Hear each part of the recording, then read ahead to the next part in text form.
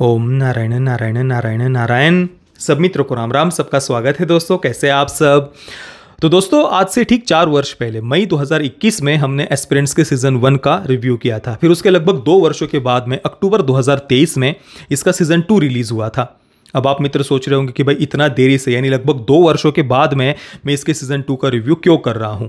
तो देखिए, जब इसका सीजन 2 रिलीज हुआ था तो ऑब्वियसली मैं उसे देखना चाह रहा था, परंतु किसी कारणवश तब मैं नहीं देख पाया था। और फिर एक बार जब जो चीज़ एक पीछे छूट जाती है तो फिर छूट ही जाती है। फिर उसके बाद में हर सप्ताह कुछ ना कुछ नया कंटेंट आते जाता है, उसको देखना, रिव्यू करना वगैरह वगैरह फिर पॉसिबल नहीं हो पाता। परंतु हमारे चैनल से जुड़े हुए एक मित्र है शाश्वत भाई, उन्होंने लगातार पिछले काफ़ी लंबे समय से इसके सीजन 2 के रिव्यू के लिए कमेंट्स किए थे। तो मैं सबसे पहले तो उनसे ही क्षमा चाहूँगा इतना देरी से इसका रिव्यू करने के लिए।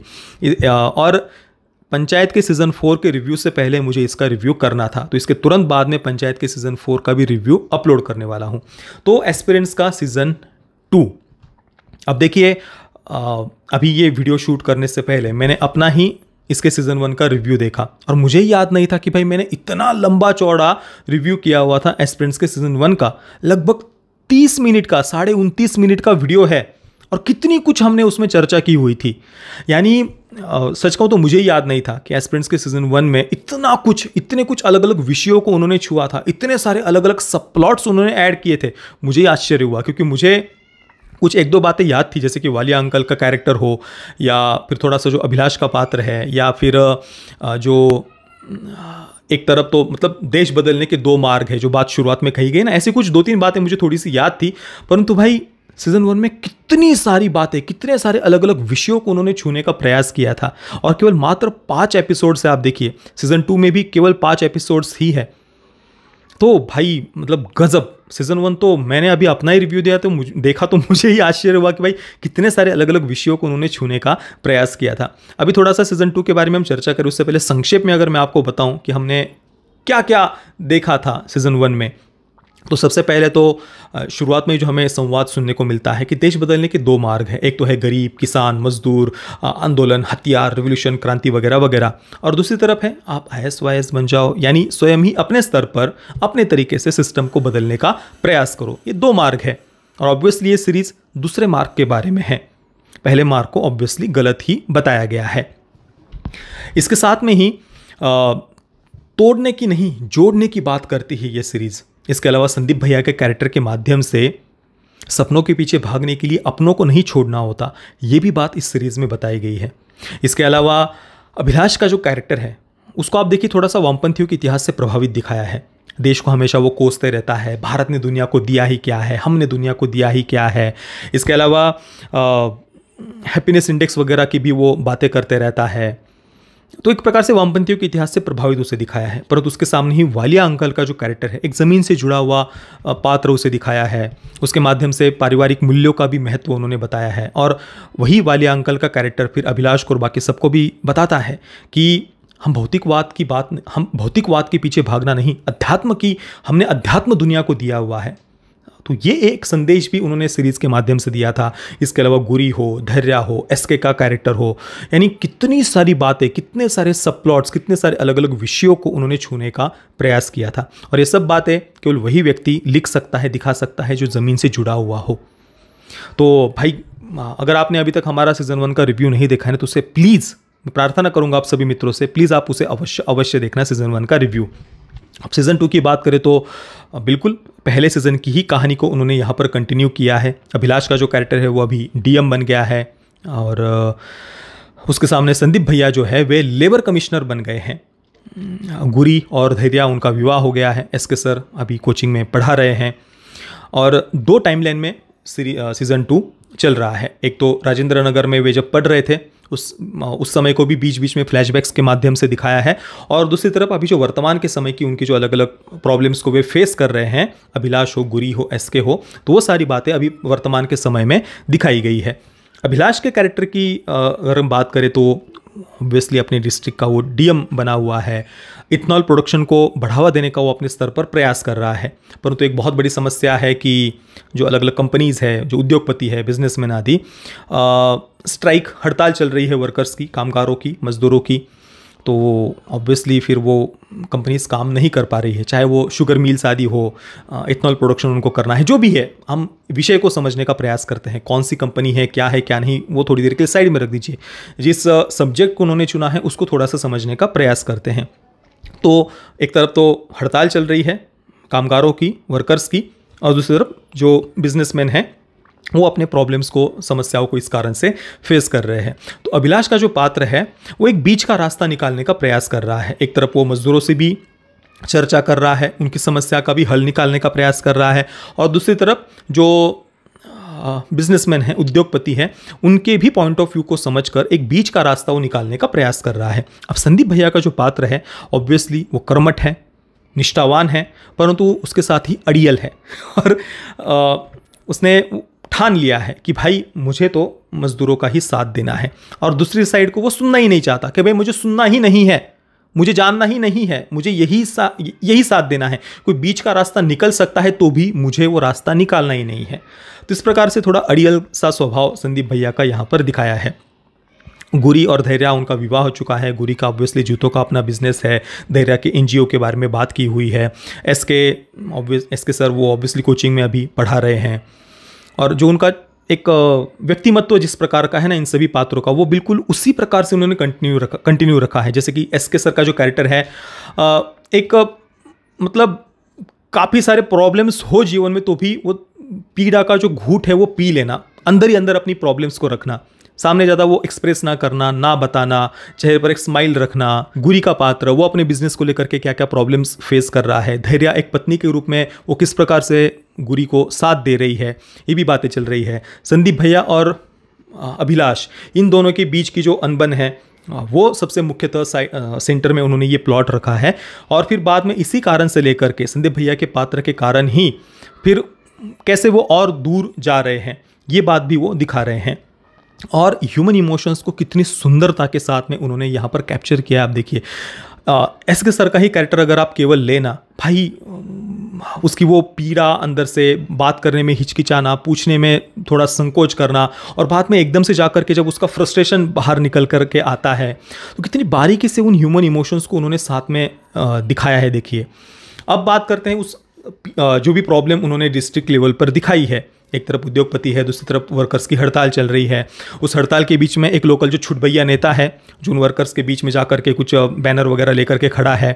फिर जब एक दिन अभिलाष डीएम वे बात करने के लिए जाते हैं वर्कर्स से, तो उस समय वो फिर वो छुटभैया नेता कैसे वहाँ से भाग निकलता है, ये भी वो साथ में दिखा रहे हैं, और एक बीच का रास्ता वो निकाल रहे हैं।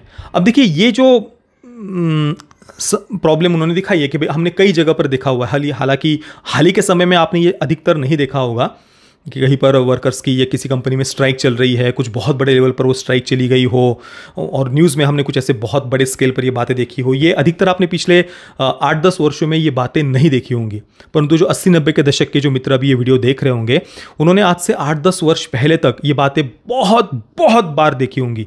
मतलब हर सप्ताह या महीने कह लीजिए, कहीं ना कहीं पर न्यूज़ चैनल पर ऐसी कोई ना कोई न्यूज़ आ ही जाती थी।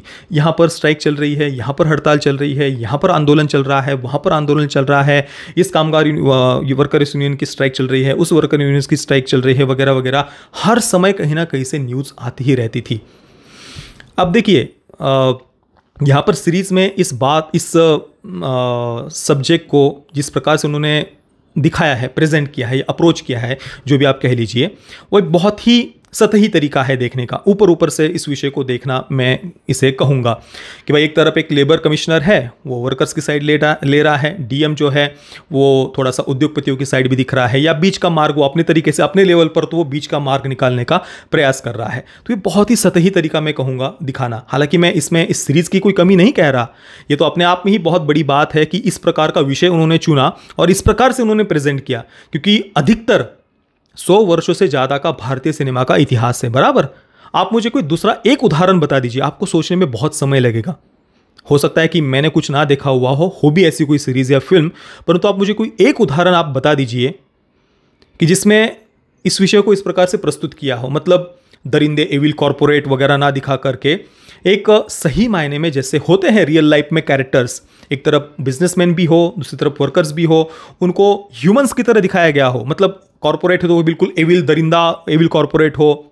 फिर फिल्म के एंडिंग में उसकी कंपनी को बम से धमाके से उड़ा देना, उसको सेलिब्रेट किया जाना। ढेर सारा कंटेंट मिल जाएगा भाई, ढेर सारी फिल्में मिल जाएंगी जिन फिल्मों में किसी कंपनी को ब्लास्ट से उड़ा दिया गया हो या उस पर ताला लगवा दिया गया हो, इस प्रकार से। या अभी हाल ही में आई हुई वो जवान फिल्म भी देख लीजिए, उसके एंडिंग में भी कुछ 53 या 56 कंपनियों को ताला लगाने को वो सेलिब्रेट कर रहे हैं। बहुत सारी बातें उसमें तो भाई कितना प्रोपेगेंडा था वो छोड़ दीजिए, आप हमारा जवान का रिव्यू देख लेना। बाकी नक्सलियों को सेलिब्रेट करने वाली फिल्में तो लाइन से मिल जाएंगी, लाइन से, जिसमें किसी कंपनी को बिल्कुल ऐसी एविल कॉरपोरेट और फिर किसी जो फिल्म का लीड कैरेक्टर होगा, हीरो होगा, वो सो कॉल्ड रिवोल्यूशन ला रहा है उसके विरुद्ध, फिल्म के एंडिंग में उस कंपनी को ब्लास्ट से उड़ा दिया। चक्रव्यूह का उदाहरण ले लीजिए, उसके एंडिंग में भी उस कंपनी को ब्लास्ट से उड़ा दिया गया है और उसको ऑब्वियसली जस्टिफाई किया है, सेलिब्रेट किया है।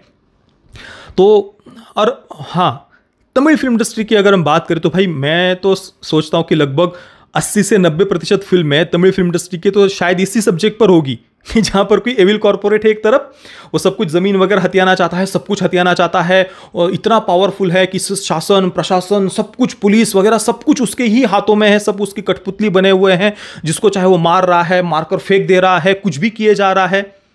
और दूसरी तरफ फिर फिल्म का जो लीड कैरेक्टर होगा उसका उसके विरुद्ध विद्रोह। कितनी फिल्मों में सेम पैटर्न आपको देखने को मिलेगा। अभी इसी सप्ताह या पिछले सप्ताह मैंने देखी हुई कुबेरा का रिव्यू आप देख लीजिए, वही दरिंदा एविल कॉर्पोरेट जिसमें कोई ह्यूमन इमोशंस ही नहीं है, वो ह्यूमन ही नहीं है, राक्षस भी शर्मा जाए, दैत्य भी शर्मा जाए, इस प्रकार का उसको बिल्कुल एकदम नराधम या मॉन्स्टर उसको बना करके प्रेजेंट कर दिया है। तो अनगिनत 100 वर्षों से ज़्यादा भारतीय सिनेमा का इतिहास है। आप मुझे कोई एक उदाहरण बता दीजिए जिसमें एस्पिरेंट्स में जिस प्रकार से इस विषय को प्रस्तुत किया है, एक बैलेंस्ड अप्रोच उन्होंने लिया है, वैसा कोई एक उदाहरण आप मुझे बता दीजिए। सोचना पड़ेगा आपको भाई, मुझे तो याद नहीं आ रहा, हो सकता है होंगी भी, कुछ 2-4 उदाहरण होंगे भी, मुझे याद नहीं आ रहा भाई। आप जो मित्र वीडियो देख रहे हैं प्लीज़ आप मुझे नीचे बताना आपको अगर ऐसा कोई उदाहरण मिल रहा हो तो चलो, इसमें उन्होंने एक बैलेंस्ड अप्रोच लिया है, यही अपने आप में बहुत बड़ी बात है। और इसके एंडिंग में संदीप भैया के कैरेक्टर को एक नेगेटिव शेड उन्होंने दिया है, बराबर, जो बिल्कुल अड़ियल स्वभाव का दिखाया है। एक बैलेंस्ड अप्रोच भी वो नहीं ले रहे कि दूसरी साइड को मुझे सुनना ही नहीं है और वर्कर्स की मैं साइड ले रहा हूँ, ये एक अपना अहंकार में ही वो व्यक्ति है संदीप भैया का कैरेक्टर, उसको एंडिंग में थोड़ा सा नेगेटिव शेड दिया जा रहा है। और फिर वो टेंडर को लेकर के अभिलाष के विरुद्ध कंप्लेंट कर दे रहा है कि अपने मित्र को अपने पक्षपात के से उसने टेंडर दिया है। बीच में हालांकि एक बेनाम पत्र आया हुआ था, एनोनिमस लेटर आया हुआ था, और उस लेटर के कारण फिर दोबारा जांच बिठाई जाती है अभिलाष के द्वारा। और फिर उस जांच में जांच करने के बाद में वो गुरी को वो टेंडर दे रहे हैं।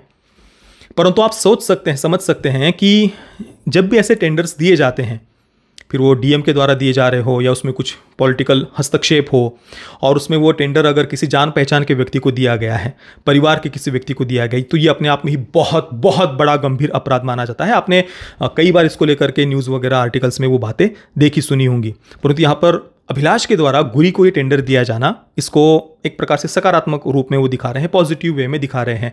हालांकि अगर इसका सीजन 3 आता है तो वहाँ पर वो इस पूरे विषय को कैसे लेकर के जा रहे हैं ये देखना इंटरेस्टिंग होगा कि आगे जा करके गुरी जो जूतों का जो उसकी कंपनी है उसको वो कैसे आगे वो हैंडल कर रहे हैं, संदीप भैया के कैरेक्टर को आगे जा करके क्या शेड वो दे रहे हैं, अभिलाष के कैरेक्टर को आगे कैसे डेवलप करते हैं, ये तो सीजन 3 में ही हमें पता चलेगा। अभी तो हम केवल सीजन 2 की बात कर रहे हैं।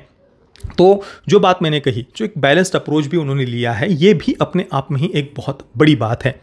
परंतु सच्चाई अगर हम देखें तो वो इससे बहुत बहुत ज़्यादा क्या कहे गंभीर है या डीप, बहुत गहराई तक वो समस्या धसी हुई है, जो यहाँ पर केवल एक सतही तरीके से वो बातें दिखाई गई हैं ऊपर ऊपर से, परंतु समस्या काफ़ी अंदर तक धसी हुई है। जैसे कि अगर मैं आपको कुछ उदाहरण दूँ, ये जो पूंजीपतियों के विरुद्ध छाती कूटना, उद्योगपतियों के विरुद्ध छाती कूटना, एविल कॉरपोरेट्स, दरिंदे वगैरह, ये जो बातें की जाती है वामपंथियों के द्वारा, इन सब बातों के कारण पश्चिम बंगाल के हालात आप देख लीजिए। एक समय पश्चिम बंगाल जो पूरे उद्योग धंधों का हब था, सबसे ज़्यादा विकसित कह लीजिए या सबसे ज़्यादा उद्योग धंधे जहाँ पर जिस क्षेत्र में थे, आज वहाँ से सारी बड़ी बड़ी कंपनीज बाहर निकल गई पिछले कुछ दशकों में, क्योंकि वहाँ पर लगभग 3 दशकों से ज़्यादा समय तक कम्युनिस्टों का शासन था। और उन्होंने तो कई सारे उद्योगपतियों को सड़कों पर ला लाकर मार कर उनको भगाया है। क्यों? क्योंकि ये तो दरिंदे हैं, उद्योगपति है, पूंजीपति है, एविल कॉरपोरेट्स है, मॉन्स्टर्स है, तो मार मार कर उनको भगाया। तो क्या हालात हो गए पश्चिम बंगाल के, बराबर ये हमने वहाँ पर देखा। उसके अलावा भी बहुत सारे उदाहरण देने के लिए, महाराष्ट्र में आप देख लीजिए, मुंबई में जो गिरनी कामगार थे, लाखों लाखों गिरनी कामगारों को सड़कों पर लाया गया। और उसके पीछे भी कम्युनिस्टों का ही हाथ है। आप गिरनी कामगारों की हड़ताल, उनको वो गिरनी मिल्स बंद पड़ना, इसका पूरा हिस्ट्री आप थोड़ा सा गूगल पर सर्च करके देख लीजिए। उसके पीछे भी कम्युनिस्ट ही थे, वामपंथी ही थे।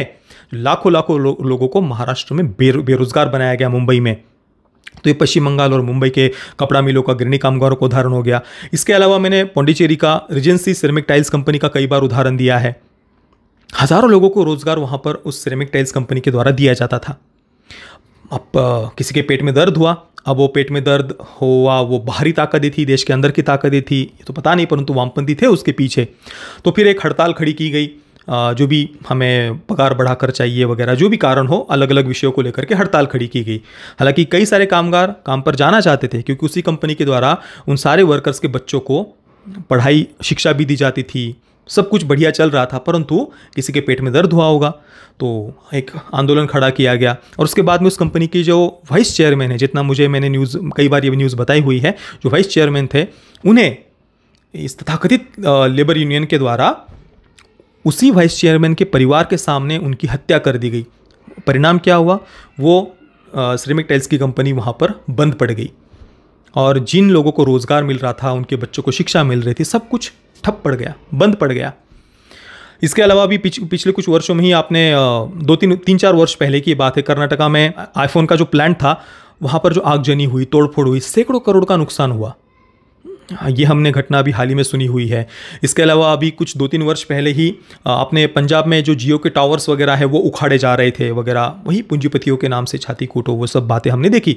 परिणाम क्या हुआ, क्या है इसके पीछे? और इसके पीछे अगर आप देखने जाएंगे तो कहीं ना कहीं पर वामपंथी हो या जो देश की बाहर की ताकतें, जो भारत को एक मैन्युफैक्चरिंग हब नहीं बनने देना चाहते, चाहे वो चीन हो या दूसरी भी कई सारे, अमेरिका आदि के द्वारा भी षड्यंत्र किया जाना, बहुत कुछ हमने देखा हुआ है। जैसे कि कुदनकुलम न्यूक्लियर पावर प्लांट का एक और उदाहरण मैंने कई बार दिया हुआ है, बराबर ना, जो कई 2 दशकों से अधिक समय तक उस पर काम शुरू नहीं हुआ। जब काम शुरू करने को शुरुआत करने का प्रयास किया गया, सन 2010 के आसपास का ही वो समय था, कुदनकुलम न्यूक्लियर पावर प्लांट पर जब काम शुरू हुआ, तो वहाँ पर मिशनरियों के द्वारा एंटी न्यूक्लियर वीडियोस दिखाए गए कॉन्वेंट में या चर्च आदि के प्रीमिस में। उसको लेकर के तो कांग्रेस के ही समय, उस समय के तत्कालीन प्रधानमंत्री मनमोहन सिंह उनके द्वारा ही ये बातें कही गई थी कि फॉरेन फंडिंग से काम करने वाली मिशनरीज आदि, एनजीओस आदि लोगों को भड़का रहे हैं एंटी न्यूक्लियर वीडियोस वगैरह दिखा करके। क्यों? क्योंकि वहाँ पर वो पावर प्लांट ना बन पाए और वो देश के विकास के लिए बहुत बहुत ज़्यादा आवश्यक था। तो देश के विकास में कहीं पर भी कोई इंफ्रास्ट्रक्चर डेवलपमेंट का प्रोजेक्ट हो, दूसरा कोई डेवलपमेंट का प्रोजेक्ट हो, कहीं पर कोई पावर प्लांट लगाया जाने वाला हो, कोई मैन्युफैक्चरिंग कोई नई प्लांट लगाया जाने वाला हो किसी कंपनी का, तो इस प्रकार के कुछ अड़ंगे खड़े किए जाते हैं। इसके पीछे देश के अंदर के साथ में देश के बाहर की भी बहुत सारी ताकतें होती है, उसके लिए फंडिंग आदि भी की जाती है। बहुत सारे हज़ारों एनजीओस के माध्यम से ये फंडिंग की जाती थी आज से कुछ वर्ष पहले तक। हालांकि वो उन सब में अभी एक कमी आ गई है। हमने देखा पिछले 8-10 वर्षों में काफ़ी हद तक इन सब बातों में कमी आ गई है, क्योंकि अभी एनजीओस के जो FCRA लाइसेंस वगैरह है, बहुत सारे एनजीओस के वो कैंसिल किए जाना और भी कुछ प्रयास हुए हैं। हालांकि इस पर और भी सख्त कार्रवाई होने की आवश्यकता है, इसमें तो कोई संदेह नहीं है। तो ये केवल कुदनकुलम न्यूक्लियर पावर प्लांट या कर्नाटका का आईफोन प्लांट या पश्चिम बंगाल या गिरनी कामगार मुंबई के या फिर पुदुचेरी का वो सिरेमिक टाइल्स कंपनी, इतनी सी ही बातें नहीं है। कहीं पर आपको कोई मेट्रो कार शेड प्रोजेक्ट बनाना हो तो वहाँ पर तुरंत पर्यावरणवादी झंडे लेकर के, बैनर वगैरह लेकर के खड़े हो जाएंगे।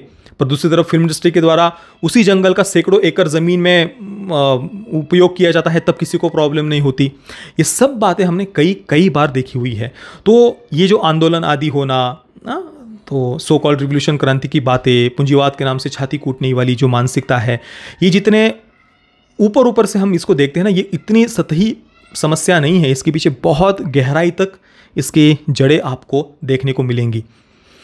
हालांकि ऐसा भी नहीं कि कोई जो वेस्टर्न कैपिटलिज्म का जो तरीका, जो दृष्टिकोण है, मैंने तो कई बार उसकी भी आलोचना की हुई है। हमारे जो लघु उद्योग कह लीजिए या जो जिनको आज हम जातियाँ कहते हैं, वो हमारे पारंपरिक व्यवसाय रहे हैं, उसके बारे में भी कई बार हमने चर्चा की हुई है। उन पारंपरिक व्यवसायों को भी सशक्त करने की आवश्यकता है। जो वेस्टर्न कैपिटलिज्म का जो दृष्टिकोण है, चश्मा है, वो कुछ सही है, इसका ये अर्थ नहीं हुआ, परंतु आप देख लीजिए बहुत सारी देश विरोधी ताकतें हैं जो भारत को मैन्युफैक्चरिंग हब नहीं बनने देना चाहती, या यहाँ पर विकास ना हो, कुछ ना कुछ प्रॉब्लम्स क्रिएट होते रहे, एक अस्थिरता बनी रहे हमेशा, ताकि फॉरेन इन्वेस्टमेंट ना आ सके वगैरह। बहुत सारे इसके पीछे विषय होते हैं। तो यहाँ पर इस विषय को जिस प्रकार से दिखाया है वो हम कह सकते हैं कि ऊपर ऊपर से ही इस विषय को उन्होंने छूने का प्रयास किया है। तो फिर भी मैं कहूँगा कि एक कुछ अलग प्रयास उन्होंने किया है एटलीस्ट, क्योंकि इससे पहले ऐसा कुछ मैंने कम से कम मुझे याद नहीं आ रहा कि इस प्रकार से इस विषय को किसी फिल्म में फिल्म या सीरीज में इससे पहले दिखाया गया हो। तो ऑब्वियसली आप कैरेक्टर डेवलपमेंट ले लीजिए, परफॉर्मेंसेस ले लीजिए, डायरेक्शन ले लीजिए, हर प्रकार से सीरीज़ बहुत बहुत बढ़िया थी। सीज़न 2 के मैं बात कर रहा हूँ, सीज़न 1 तो भाई बहुत ज़्यादा बढ़िया था, इसमें कोई संदेह नहीं, क्योंकि सीज़न 1 में इससे कई ज़्यादा सब प्लॉट्स उन्होंने ऐड किए हुए थे अलग अलग कैरेक्टर्स के माध्यम से। सीज़न 2 में उतने ज़्यादा सब प्लॉट्स तो नहीं थे, परंतु जितनी बातें उन्होंने दिखाई है वो बहुत बढ़िया तरीके से लिखी हुई थी। हालांकि ये जो विषय उन्होंने दिखाया था, एक तरफ आंदोलन है, दूसरी तरफ उद्योगपति है, तो इसको और थोड़ा गहराई तक अगर जाते, इसके पीछे देश विरोधी ताकतें वगैरह, वो शायद बहुत ज़्यादा हो जाता इस सीरीज़ के लिए। पता नहीं वो सही होता है या नहीं, पर जो भी है मुझे सीज़न 2 पसंद आया। हालांकि एक बात मुझे समझ में नहीं आई कि 2 वर्ष हो गए हैं, परंतु फिर भी इसके सीज़न 3 के बारे में अभी तक भी कोई अपडेट मेरे सुनने में नहीं आई। तो सीज़न 3 भी इसका बिल्कुल आना चाहिए, ताकि एक कंक्लूजन पर ये कहानी पहुंच सके, क्योंकि सीज़न 2 में वहाँ पर वो कहानी कोई समाप्त नहीं हो रही है, क्योंकि संदीप भैया ने अभिलाष के विरुद्ध कंप्लेंट की हुई है टेंडर को लेकर के। तो उसमें आगे क्या होता है, इन कैरेक्टर्स को कैसे वे आगे लेकर के जाते हैं, ये देखना बहुत बहुत इंटरेस्टिंग होगा। तो वो मैं बिल्कुल देखना चाहूँगा, सीज़न 3 इसका आना चाहिए। मैं एस्पिरेंट्स के सीज़न 2 को दूंगा 9 out of 10 stars. Obviously parental guidance की कोई भी आवश्यकता नहीं है, आप चाहे तो बिल्कुल परिवार के साथ में इसे देख सकते हैं। थोड़ा बहुत कुछ स्ट्रॉन्ग लैंग्वेज वगैरह इसमें हो सकती है, परंतु ऐसे कोई समस्या मुझे नहीं लगती है। अगर कोई बहुत ही ऐसी गाली वगैरह, मुझे याद नहीं आ रहा, मैंने लिख करके नहीं रखा था, कुछ हो तो आप मित्र नीचे कमेंट में बताना। बाकी जिन मित्रों ने इसका सीज़न 2 देखा है, आपको वो कैसा लगा मुझे अपने नीचे कमेंट में अवश्य बताना। ये वीडियो देखने के लिए आप सभी मित्रों का बहुत बहुत धन्यवाद। जय श्री राम, वंदे मातरम।